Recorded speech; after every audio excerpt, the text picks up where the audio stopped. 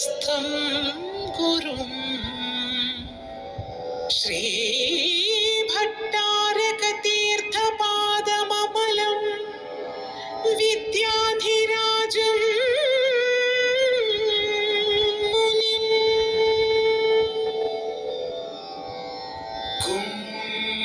ഗുരുഭ്യോ നമഃ.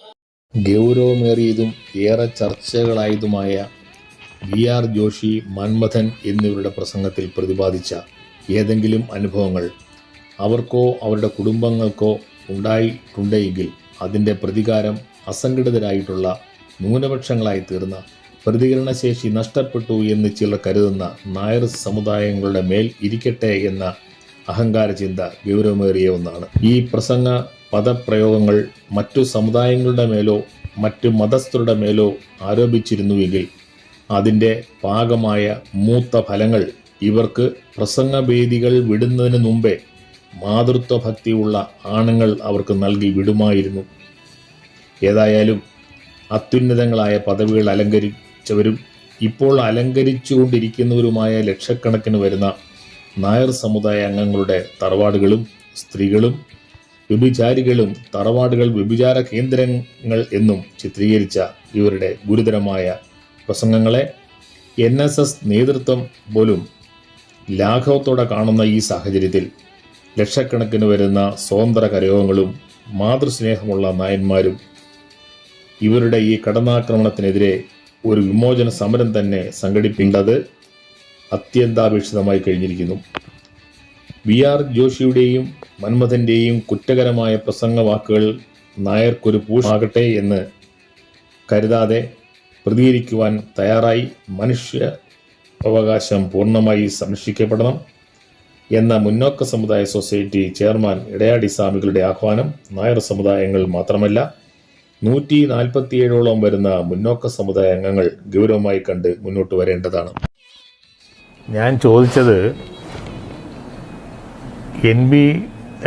P T മന്മഥൻ്റെ വാക്കിലൂടെ Nair സമുദായത്തെയും അതുപോലെ തന്നെ അങ്ങയെയും ഏറ്റവും കൂടുതൽ മനോവേദന ഉണ്ടാക്കുന്ന തരത്തിൽ അദ്ദേഹം എന്തു പറഞ്ഞു എന്നാണ് അദ്ദേഹത്തിൻ്റെ പേരിൽ അങ്ങ് ഉന്നയിക്കുന്ന ആരോപണം. അദ്ദേഹം പറഞ്ഞിട്ടുള്ള പ്രധാനപ്പെട്ടൊരു കാര്യമെന്ന് പറയുന്നത് അവിടെ സംഭവിച്ച കാര്യം അങ്ങേക്ക് ഉൾപ്പെടെ ലോകത്തെല്ലാവർക്കും അറിയാമല്ലോ. ഒരു ക്ഷേത്രത്തിൻ്റെ ഭാഗമായിട്ട് നടന്നിട്ടുള്ള അല്ലെങ്കിൽ അവിടെ പ്രാതിനിധ്യമായിട്ട് ബന്ധപ്പെട്ടുള്ളതാണ്, അത് ഹൈക്കോടതിയുമായിട്ട് ബന്ധപ്പെട്ടിരിക്കുന്ന കാര്യമെന്നുള്ളതാണ് എനിക്ക് മനസ്സിലാക്കാൻ കഴിഞ്ഞിട്ടുള്ളത്. പക്ഷേ ഈ കാര്യവുമായി യാതൊരു ബന്ധവുമില്ലാത്തൊരു വിഷയമാണ് അദ്ദേഹം എടുത്തിട്ടത്. നമ്മുടെ വീട്ടിലിരിക്കുന്ന, അദ്ദേഹത്തിൻ്റെ വീട്ടിലിരിക്കുന്ന, നമ്മുടെ ഓരോരുത്തരുടെയും വീട്ടിലിരിക്കുന്ന, നമ്മൾ പരിപാവനതയോടുകൂടി കാണുന്ന, നമുക്ക് ജന്മം തന്ന് പ്രസവിച്ച് കഷ്ടപ്പെട്ട് പ്രസവിച്ച് വളർത്തുന്ന അമ്മയെ ഒരു എന്താ പറയുക, അത്ര നികൃഷ്ടമായിട്ടുള്ള രീതിയിൽ അവർ മറ്റ് തരത്തിൽ ഒരു വ്യഭിചാരികളെ പോലെ ജീവിക്കുന്നു എന്ന് പറയുമ്പോൾ നമുക്കുണ്ടാകുന്ന ഒരു മനോവേദന, ഏതൊരു മനുഷ്യനും ഉണ്ടാകുന്ന ഒരു മനോവേദനയാണ് എനിക്കും ഉണ്ടായിട്ടുള്ളത്. എൻ്റെ വംശത്തിനെ മുഴുവൻ പറയുന്നു എന്നുള്ളത്, എൻ്റെ അമ്മ എന്നെ കഷ്ടപ്പെട്ടാണ് വളർത്തിയിട്ടുള്ള, അമ്മ മരിച്ചിട്ട് 9 വർഷത്തോളം ആകുന്നു. കഷ്ടപ്പെട്ടാണ് എൻ്റെ അമ്മ വളർത്തിയിട്ടുള്ളത്, ഞങ്ങളുടെ മക്കളെ വളർത്തിയിട്ടുള്ളത്. അപ്പോൾ അത്തരത്തിലുള്ളൊരു ആളിനെക്കുറിച്ച് അദ്ദേഹം പറയുമ്പോഴെന്ന് പറഞ്ഞാൽ നായർ വംശത്തിലെ മുഴുവൻ സ്ത്രീകളെ അടച്ചാക്ഷേപിക്കുകയാണ് അദ്ദേഹം ചെയ്തിട്ടുള്ളത്. എന്നാൽ അദ്ദേഹം അന്ന് നിൽക്കുന്ന അന്നത്തെ ആ ഒരു സമ്മേളനവുമായി ഈ പറഞ്ഞ വാക്കിന് യാതൊരു ബന്ധവുമില്ല. അതിനുശേഷം അദ്ദേഹം പറഞ്ഞിട്ടുള്ളത് മഹത് വ്യക്തികളെ അദ്ദേഹം ആ രീതിയിൽ കൂട്ടി വെച്ചുകൊണ്ടാണ് ചട്ടമ്പി സ്വാമികൾ, ശ്രീനാരായണ ഗുരുദേവൻ, മന്നത്ത്, അതുപോലുള്ള മഹത് വ്യക്തികളെല്ലാം ഇത്തരം ഈ കാര്യങ്ങളുമായി ബന്ധപ്പെട്ട് പറഞ്ഞിട്ടുണ്ടെന്നുള്ള തരത്തിൽ ചില കാര്യങ്ങൾ അദ്ദേഹം പറയുകയുണ്ടായി. അദ്ദേഹം തൻ്റെ സംസാര ശൈലിയിൽ ഒരു അപാകത വരികയും അദ്ദേഹം തിരുത്തുകയും ക്ഷമാപണം പറഞ്ഞതായിട്ടാണല്ലോ അറിയുന്നത്. അപ്പോൾ ആ ഒരു അദ്ദേഹത്തിൻ്റെ തെറ്റിനെ തിരുത്തപ്പെടാൻ പറ്റുന്നൊരു സാഹചര്യം അങ്ങേക്കില്ലായിരുന്നോ? അത് അദ്ദേഹം ഒരു ആവേശത്തിൻ്റെ പുറത്ത് പറയാൻ പറ്റിയതല്ല. അദ്ദേഹം നമ്മുടെ സമൂഹത്തിൽ അല്ലെങ്കിൽ ഭാരതത്തിൽ സ്ത്രീകളെ വളരെ പരിപാവനതയോടുകൂടിയും അവർക്ക് പ്രത്യേക പരിഗണനയും നിയമപരമായിട്ടുള്ള വശങ്ങളും പീനൽ കോഡിൽ നിയമപരമായിട്ടുള്ള പ്രത്യേക പരിഗണനയോടുകൂടി അവിടെ ഈ പറഞ്ഞ ജാതിയോ അല്ലെങ്കിൽ മതമൊന്നുമില്ല. ഭാരതീയരായിട്ടുള്ള സകല സ്ത്രീകൾക്കും നമ്മുടെ പുരുഷന്മാരടങ്ങിയ അല്ലെങ്കിൽ നമ്മുടെ സർക്കാർ ഗവൺമെൻറ് അവർക്ക് പ്രത്യേക പരിഗണന കൊടുത്തിട്ടുണ്ട്. അവരെ ദേവിയായിട്ട് കാണുന്ന ഒരു സമ്പ്രദായമാണ് ഹിന്ദുക്കളില്ല ഭാരതീയർക്കുള്ളത്, പ്രത്യേകിച്ച് നമ്മുടെ സനാതന ധർമ്മത്തിലും മറ്റു കാര്യങ്ങളിലും ഉള്ളത്. അദ്ദേഹം ഒരു സനാതന ധർമ്മിയായി ഒരു ഹിന്ദു സമൂഹത്തിൻ്റെ അല്ലെങ്കിൽ സമുദായത്തിൻ്റെ ഒരു കാര്യങ്ങൾ സംസാരിക്കുന്നു എന്ന് ഞാൻ അയച്ചിട്ടുള്ള വക്കീൽ നോട്ടീസിൽ അദ്ദേഹം മറുപടി നൽകിയത് അങ്ങനെയാണ്. അദ്ദേഹം പറയുന്നത് അങ്ങനെയാണ്, ഞാൻ ഹിന്ദു ഒരു സംഘടനയുടെ ഭാഗമാണ്, അവിടെ ഹിന്ദുക്കളെ മുഴുവനായിട്ടും ഇങ്ങനെ നമ്മൾ ഒരുമിച്ച് കൊണ്ടുപോകുന്നതിന് വേണ്ടി പറയുകയാണ് എന്നൊക്കെ ചില വാക്കുകൾ അദ്ദേഹം ഉപയോഗിച്ചിട്ടുണ്ട്. ആയിക്കോട്ടെ, നല്ല കാര്യം തന്നെയാണ്. അദ്ദേഹം ഹിന്ദു സമൂഹത്തിൽ അദ്ദേഹം മാത്രമല്ല എല്ലാവരും ഹിന്ദുക്കൾ ഐക്യതയോടെ വരട്ടെ എന്നൊക്കെ തന്നെയാണ് നമ്മുടെ പ്രാർത്ഥനയും മനസ്സും അത് തന്നെയാണ്. ഞാനും വ്യക്തിപരമായിട്ട് ആഗ്രഹിക്കുന്നത് അങ്ങനെയാണ്. പക്ഷേ അങ്ങനെയുള്ള ഒരാളാണോ ഈ പറഞ്ഞ നമ്മുടെ മാതാ സ്ത്രീകളെ ആക്ഷേപിക്കുന്നത്? അതിൽ ലൈംഗികമായിട്ടുള്ള ആക്ഷേപം ഉന്നയിച്ചിട്ടുള്ളത് ഇന്ന് അങ്ങനെ ഒരു കാര്യം ഉണ്ടെന്ന് അദ്ദേഹത്തിന് തെളിയിക്കാൻ കഴിഞ്ഞെന്നിരിക്കട്ടെ. ഞാനൊരു കാര്യം അങ്ങോട്ട് ചോദിക്കുന്നു, ഇന്നത്തെ സമൂഹത്തിൽ ഈ പറഞ്ഞ കാര്യത്തിൽ എന്ത് പ്രശസ്തിയാണുള്ളത്? നമ്മൾ ഇന്ന് ജീവിക്കുന്ന കാര്യങ്ങളിൽ എന്ത് പരിഗണനയാണ് ഇക്കാര്യങ്ങൾക്കുള്ളത്? കഴിഞ്ഞ ഏതോ കാലഘട്ടങ്ങളിൽ എന്തൊക്കെയോ സതി ഒരു കാലഘട്ടത്തിൽ നടന്നിരുന്നു. ഭർത്താവിൻ്റെ ചിതയോടുകൂടി അസ്തമിക്കുന്ന ഒരു ഭാര്യയുടെ ജീവിതം. ഇന്ന് ആ കാലഘട്ടത്തിൽ ആരെങ്കിലും ആ കാര്യങ്ങളെക്കുറിച്ച് നടത്തുന്നുണ്ടോ? രാജഭരണം മുന്നുണ്ടായിരുന്നു, ഇന്നത് നടത്തുന്നുണ്ടോ? ഒരു കാലഘട്ടത്തിൽ സ്ത്രീകൾ മാറുമറയ്ക്കാത്ത, സ്ത്രീകൾ മാത്രമല്ല പുരുഷന്മാരും.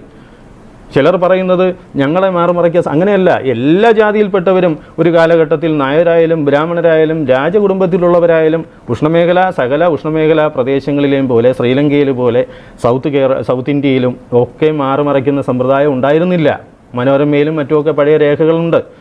അപ്പോൾ ഇത്തരത്തിലുള്ള കാര്യങ്ങൾ നിൽക്കെ അദ്ദേഹം ഈ നമ്മുടെ അമ്മമാരെ ലൈംഗികമായിട്ട് ആക്ഷേപിക്കാൻ തക്കവണ്ണമുള്ള അത് കരുതിക്കൂട്ടിയാണോ എന്ന് എനിക്ക് സംശയമുണ്ട്. കാരണം മുൻവിധിയോട് കൂടിയുള്ളൊരു ആക്ഷേപമാണ് അവിടെ ഉന്നയിച്ചിട്ടുള്ളത്. തന്ത്രപരമായിട്ടുള്ളൊരു ആക്ഷേപം, മുൻവിധിയോടുകൂടിയുള്ള ആക്ഷേപം. അത് ഈ ഒരു PT മന്മഥനിൽ തന്നെ ഒതുങ്ങുന്നില്ല. ഒരുപക്ഷെ PT മന്മഥൻ എന്ന അദ്ദേഹം പറഞ്ഞിട്ടുള്ള സമീപകാലത്ത് ഇത്രയും നികൃഷ്ടമായിട്ട് മറ്റൊരാൾ വ്യക്തി പറഞ്ഞിട്ടുള്ളതായിട്ട് ഞാൻ കണക്കാക്കുന്നില്ല. എന്നാൽ അതിനുശേഷം ഒരാൾ പറയുകയുണ്ടായി, പിന്നോക്ക കോർപ്പറേഷൻ്റെ മുൻ ഡയറക്ടർ VR ജോഷി.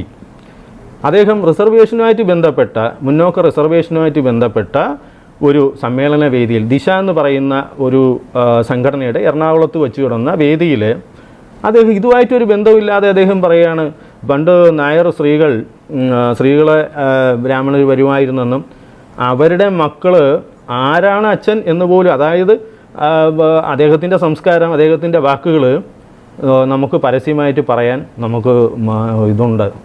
പറയാൻ പാടില്ല എന്നുള്ളതുകൊണ്ട് പറയുന്നില്ല. അത്തരത്തിലുള്ളൊരു കാര്യം ഉന്നയിക്കുകയും അങ്ങനെ തുടർച്ചയായി നായർ സമുദായത്തിനെ പറയുന്ന ഒരു കാരണമായിട്ട് ഞാൻ മനസ്സിലാക്കുന്നത്, പ്രധാനമായിട്ടും നായർ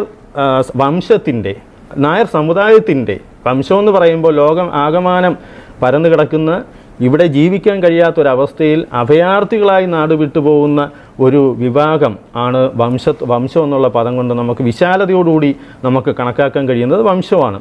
എന്നാൽ കേരള സ്റ്റേറ്റിൻ്റെ പരിഗണന അനുസരിച്ച് നായർ സമുദായം എന്ന് പറയുന്ന ഈ സമുദായത്തിന് പ്രധാനമായിട്ടും 200-300ഓളം സംഘടനകൾ ഈ നായർ ബ്രാഹ്മണാദികളിൽ അല്ലെങ്കിൽ ക്ഷത്രിയ അമ്പലവാസികളുമായിട്ട് ബന്ധപ്പെട്ട് പ്രവർത്തിക്കുന്നുണ്ടെന്നുള്ളതാണ് എനിക്ക് കിട്ടിയിട്ടുള്ള ഏകദേശ വിവരം. ഞാൻ മനസ്സിലാക്കുന്നത് അത്തരത്തിൽ ഒരു പ്രധാനപ്പെട്ട ഒരു പ്രസ്ഥാനമായി കേരളത്തിൽ പ്രവർത്തിക്കുന്ന ഒരു ഭാഗത്ത് അതിൽപ്പെട്ട ചിലരുടെ പിന്തിരിപ്പൻ നയം അല്ലെങ്കിൽ ഒഴുക്കിനെതിരെയുള്ള പുറംതിരിഞ്ഞു നിൽക്കുന്ന സമൂഹം അപ്പാടെ ഒരു കാര്യത്തിലേക്ക് ഒന്നോടെ പോകുമ്പോൾ, അല്ലെങ്കിൽ രാജ്യം അപ്പാടെ മുന്നേറ്റത്തിലേക്ക് പോകുമ്പോൾ, ആ രാജ്യത്തിൻ്റെ മുന്നേറ്റത്തിന് എതിരെ ഒരു 100 വർഷത്തെ പുറകിലേക്ക് പുറംതിരിഞ്ഞു നിൽക്കുന്ന ഒരു പ്രസ്ഥാനത്തിൻ്റെ ഭാഗത്തു നിന്നുണ്ടായിട്ടുള്ള ചില പിന്തിരിപ്പൻ നയങ്ങളാണ്, അല്ലെങ്കിൽ തിരുമണ്ടത്തരം ആയിട്ടുള്ള നയങ്ങളാണ്, അല്ലെങ്കിൽ അഭിപ്രായങ്ങളാണ് നമുക്ക് സംഭവിച്ചിട്ടുള്ള ഈ വളരെ വലിയ ബുദ്ധിമുട്ടുകൾക്കെല്ലാം പ്രധാന കാരണമായി ഞാൻ കണക്കാക്കുന്നത്.